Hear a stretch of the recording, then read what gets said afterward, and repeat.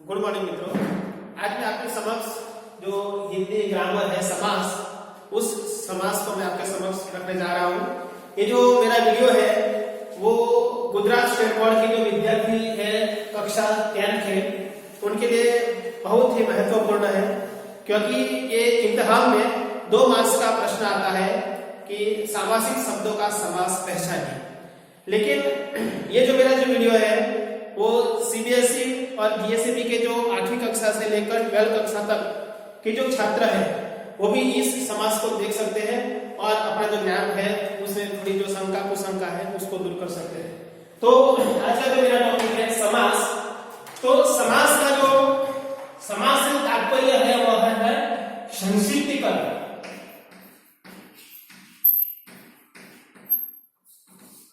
संक्षिप्तीकरण मतलब जैसे मैं उदाहरण देकर ये बात आपके समक्ष रखता हूं, जैसे रसोई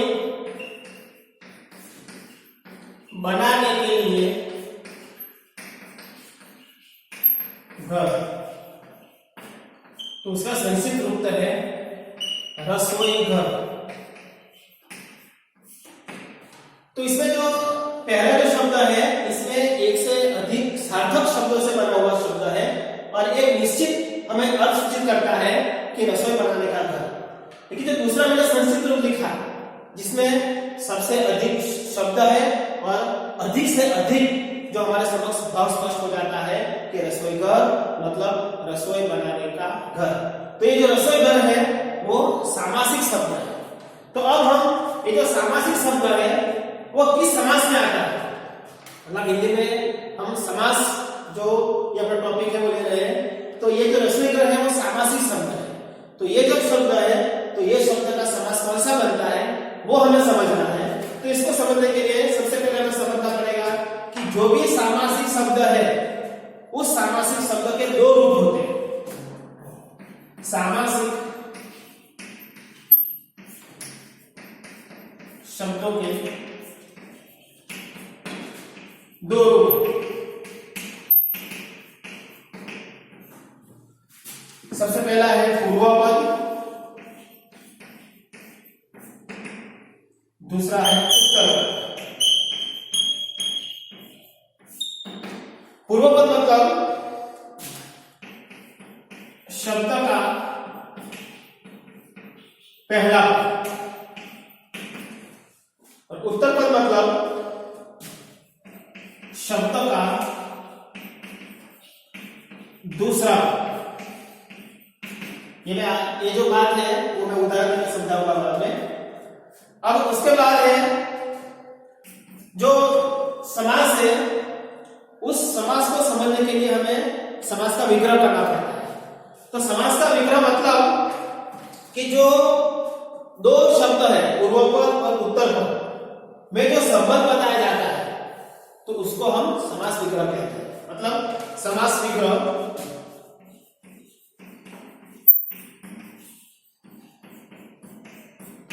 मतलब पूर्वपद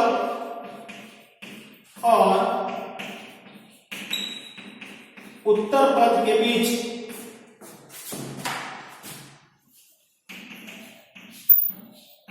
संबंध बताया जाता है और ये संबंध जानने के बाद ही हमें पता चलता है कि जो दिया गया सामासिक शब्द किस समास के तहत आता है। जैसे उदाहरण के रूप में हम देख सकते हैं कि माता पिता, ये सामासिक शब्द है माता पिता। तो इस सामासिक शब्द में 2 पद है, पहला है पूर्वपद और दूसरा है उत्तरपद। और ये जो पूरा शब्द है उसको हम कहेंगे समस्त पद। और ये जो शब्द है पूर्वपद उत्तरपद दोनों के बीच हमें संबंध बताना हो तो मैं इस तरह बताऊंगा कि माता और पिता या माता या पिता। तो इस शब्द से इस शब्द का मैंने जो विग्रह किया तो वो विग्रह करने के बाद मुझे पता चला कि ये जो सामासिक शब्द है उसका समास द्वंद्व है। तो मित्रों आपने पता लगाया कि समास में जो पूर्वपद है उत्तरपद है और ये जो शब्द दिया गया है सामासिक शब्द, उसका समास विग्रह करके ही हम पता लगा सकते हैं कि जो दिया गया सामासिक शब्द किस समास का है। अब हिंदी में कई तरह के समास हैं, तो इन समास के जरिए हम दिए गए सामासिक शब्दों का समास का पता लगा सकते हैं। सबसे पहले जैसे है द्वंद्व समास। द्वंद्व समास में क्या होता है कि जो दो पद है, पूर्व पद और उत्तर पद, ये जो दोनों स्वतंत्र होते हैं, मतलब दोनों पद स्वतंत्र होते हैं।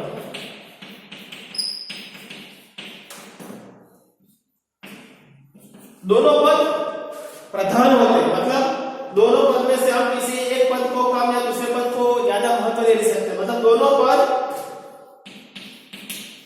प्रधान होते हैं।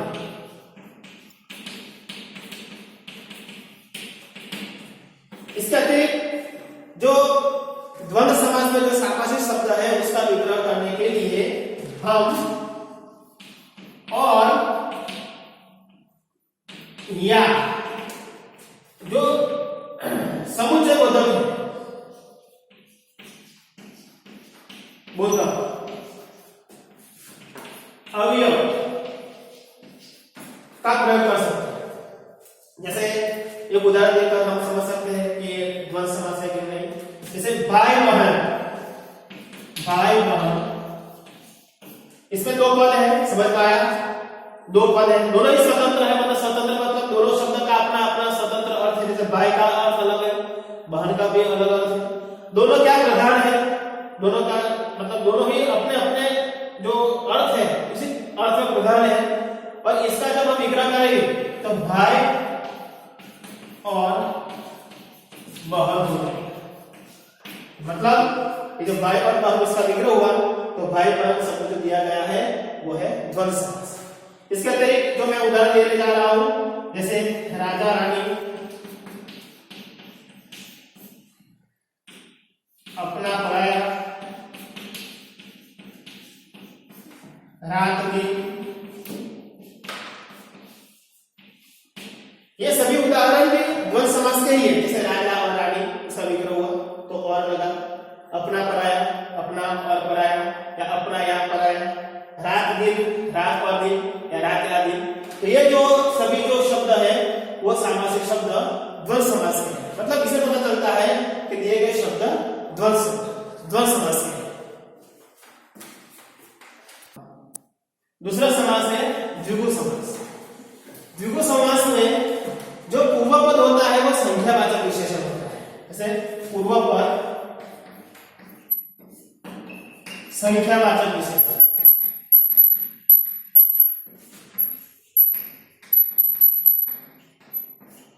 जैसे उदाहरण के रूप में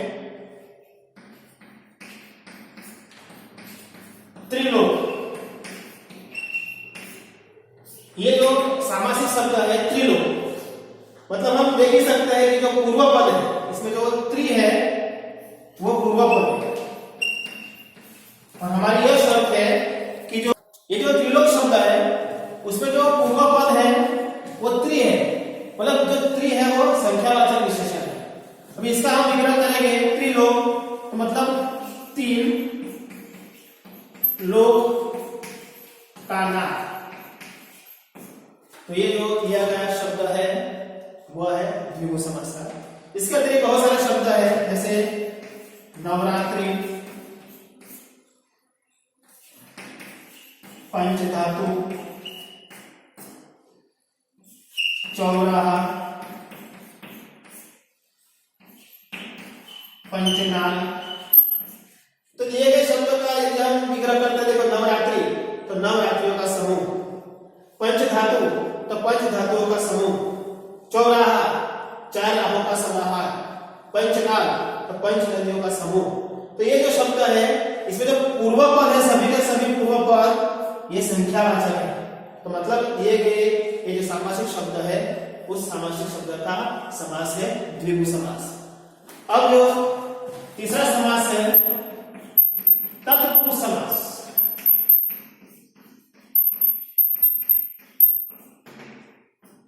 तत्पुरुष समास में जो उत्तर पद होता है उत्तर पद मुख्य होता है, मतलब उत्तर पद मुख्य होता है। और इसमें उस सामासिक शब्द का विवरण करने के लिए हमें कारकों का प्रयोग करना पड़ता है। जैसे हिंदी में कारक है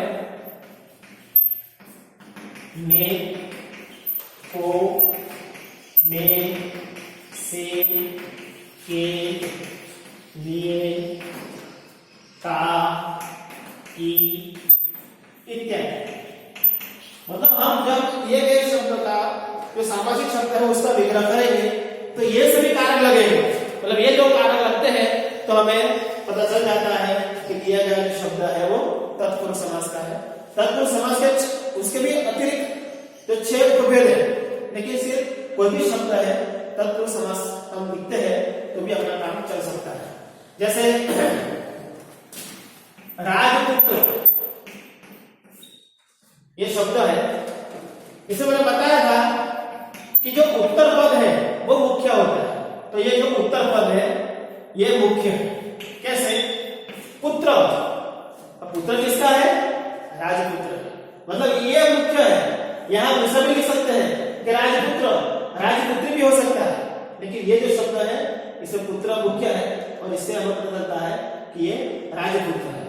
अब इसका हम विग्रह करेंगे तो विग्रह होगा राजा का पुत्र। तो इसमें जो राजा है और पुत्र है उन दोनों का संबंध हम ये कारक लगाने से पता चला, और ये कारक लगा तो मतलब ये दिया गया शब्द जो है वो तत्पुरुष समास है। इसके अतिरिक्त है शुद्ध, इसके अतिरिक्त हम बहुत सारे शब्द है जैसे व्यवहार कुशल,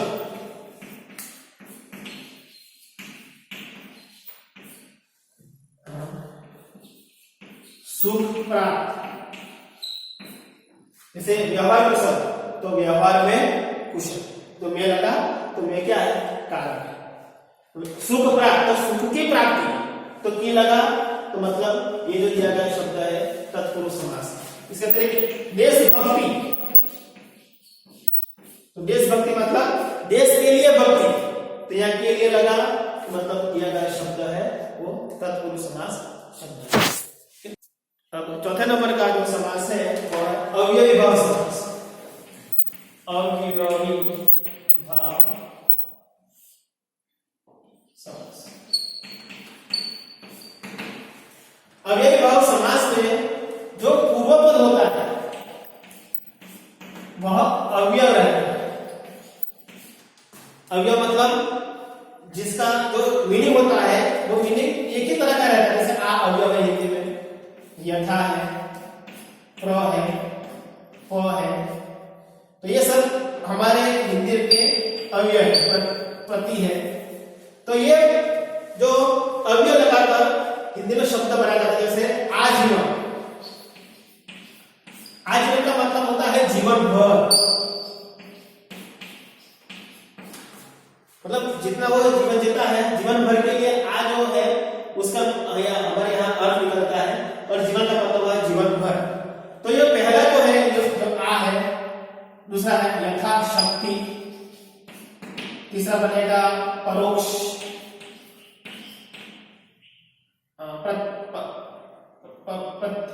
प्रत्यक्ष बनेगा, प्रत्यक्ष, परोक्ष, प्रतिदिन। तो यहाँ यथाशक्ति मतलब शक्ति के अनुसार, प्रत्यक्ष मतलब जो हमारे समक्ष जो दिखाई पड़ता है वह प्रत्यक्ष, परोक्ष जो हमारे समक्ष नहीं है वह, और प्रतिदिन मतलब प्रत्येक। तो ये जो सभी शब्द है इसमें पूर्व पद ये अव्यय लगा है, और अव्यय लगने से हमें ये जो सामासिक शब्द है जो लिए गए हैं ये सभी शब्द अव्यय भाव समास है। अब पांचवा नंबर का जो समास है कर्मधारय समास। कर्मधारय समास में जो पूर्व पद होता है वो विशेषण होता है, और जो उत्तर पद होता है वह विशेषण होता है। अभी हमें ये जो विशेषण है वो विशेषण को समझना चाहिए कि विशेषण मतलब जो संज्ञा है उसकी जो विशेषता बताई जाती है उसे हम विशेषण कहते हैं। मतलब यहाँ पर जो विशेषण किसी संज्ञा की होगी, जैसे काला घोड़ा, तो घोड़ा मतलब संज्ञा है, ये घोड़ा कैसा है, काला है, तो ये जो काला शब्द है वो विशेषण है और जो घोड़ा है वो विशेषण है। तो यहाँ पर हमें ये वही बात समझनी है कि कोई भी शब्द हो, इसमें कर्मधारय समास का पता इस रूप में लग सकता है कि जो पहला जो पद है पूर्व पद वो शब्द विशेषण ही होगा। जैसे हम ये देख सकते हैं कर कमल, इसमें जो कमल है वो कमल की विशेषता है। तो कमल कैसा है, कर जैसा, कर मतलब हाथ, हाथी भी एक उपमा है कर कमल के साथ। तो कर कमल, जो कर है कमल जैसे, इसके अतिरिक्त नील कमल, मतलब कमल कैसा है तो नीला है, नीला नीला वर्ण का है, तो ये भी शब्द है वो कर्मधारय समास का है। इसके अतिरिक्त जो है मृगनयन, मृगनयन, नय मतलब चक्षु आंख, लेकिन आंख कैसी है, हिरणी जैसी, मतलब आंख की विशेषता किसके साथ बताई हमने, हिरण के साथ। तो ये जो शब्द है वो शब्द कर्मधारय समास के ही है। तो मतलब इस तरह हम जो दिए गए सामासिक शब्दों का पता लगा सकते हैं कि ये दिया गया शब्द में जो पूर्व पद है वो विशेषण है, और विशेषण होने के नाते हमें पता लगा सकते हैं कि दिया गया शब्द ये कर्मधारय समास है। अब छठा नंबर है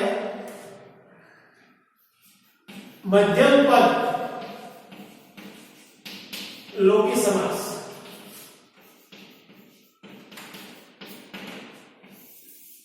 ये जो मध्यम पद लोक समास, मध्यम का शब्द का पता चलो, मध्यम मतलब बीच, बीच का जो पूर्व पद है और जो उत्तर पद है उसके बीच जो संबंध बताने वाला जो शब्द है उसका लोक होता है। मतलब पूर्व पद और उत्तर पद, इन दोनों के बीच जो संबंध बताने वाले शब्द का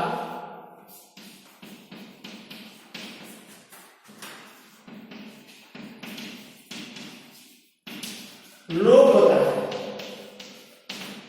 जैसे हम उदाहरण देकर इसको समझ सकते हैं, जैसे आकाशवाणी, इसमें दो पूर्व पद और उत्तर पद, दो पद है, दो शब्द है आकाशवाणी, लेकिन इसको समझने के लिए हमें दोनों के बीच जो शब्द लुप्त हो गए हैं उसको रखना पड़ेगा। आकाशवाणी, तो आकाश से होने वाली वाणी, तो ये जो आकाश और वाणी शब्द तो यहां पर दिया गया है पूर्व पद उत्तर पद, लेकिन बीच में जो होने वाली है वो मुझे जोड़ना पड़ा, दोनों के बीच संबंध बताने के लिए। तो इस तरह दोनों के बीच जो शब्द का लोप होता है तो ऐसे सामासिक शब्द को हम मध्यम पद लोकी समास कह सकते हैं। इसके अतिरिक्त और उदाहरण है आकाशवाणी, समाचार पत्र, वन फूल, पर्णकुटी, जैसे उसका हम विग्रह कर सकते हैं समाचार पत्र मतलब समाचार पढ़ने का पत्र, वन फूल वन में खिले हुए फूल, पर्णकुटी मतलब पर्ण से बनाई हुई कुटी। तो ये शब्द से हमें पता चला कि दिए गए शब्द मध्यम पद लोकी समास के हैं। अब जो अंतिम हमारा जो समास है वो बहुव्रीहि समास। तो इसमें जो पूर्व पद और उत्तर पद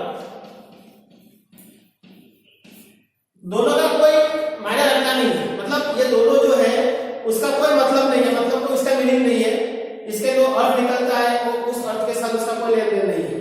लेकिन इसमें जो पूर्व पद और उत्तर पद से जो शब्द का अर्थ निकलता है वो किसी तीसरे व्यक्ति के गुण दोष को दिखाता है। तो ऐसे सामासिक शब्दों को बहुव्रीहि समास कहा जाता है। जैसे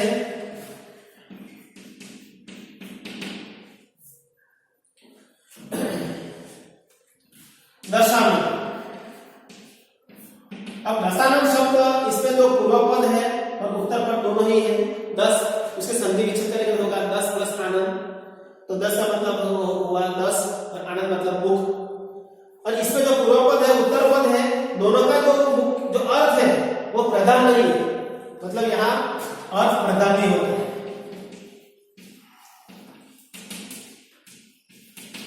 लेकिन इससे जो अर्थ निकलेगा वो किसी तीसरी वर्ग की और इशारा करता है, मतलब दशानन जिसके 10 मुख है वह तो कौन? रावण। मतलब ये शब्द रावण की ओर इशारा करता है। तो ये ऐसे शब्द बहुव्रीहि समास के होते हैं, जैसे दशानन मतलब जिसके 10 मुख है वह तो कौन? रावण। मतलब किसी तीसरे व्यक्ति की ओर ये इशारा करता है। दशानन है, जैसे उदाहरण गजानन, सुशीला। गजानन मतलब जिसका मुख गज जैसा है, गज मतलब हाथी जैसा, तो गणेश। सुशीला मतलब जो संस्कारों में सुशील है वह। तो ये जो शब्द का अर्थ होता है वो प्रधान नहीं होता है, लेकिन इससे जगह तीसरा जो शब्द मतलब किसी व्यक्ति की विशेषता बताता है वो विशेषता बताने वाले शब्द ऐसे समास शब्द बहुव्रीहि समास में आते हैं। तो इस तरह हम देख सकते हैं कि जो पूरा जो समास है वो करीब 7 है। इसको हम संक्षेप में भी सीख सकते हैं कि जैसे पूर्व पद संख्यावाचक है तो हम आसानी से कह सकते हैं कि ये समास द्विगु है। दो शब्द है, दोनों अपोजिट है और दोनों में और लगाकर अगर या लगाते हैं तो ये समास बन जाएगा द्वंद्व। जो पहला जो शब्द है पूर्व पद वो विशेषण होगा तो इसको हम कर्मधारय समास कर सकते हैं। जो पहला जो अव्यय है शब्द तो ये अव्ययभावी समास हो जाएगा।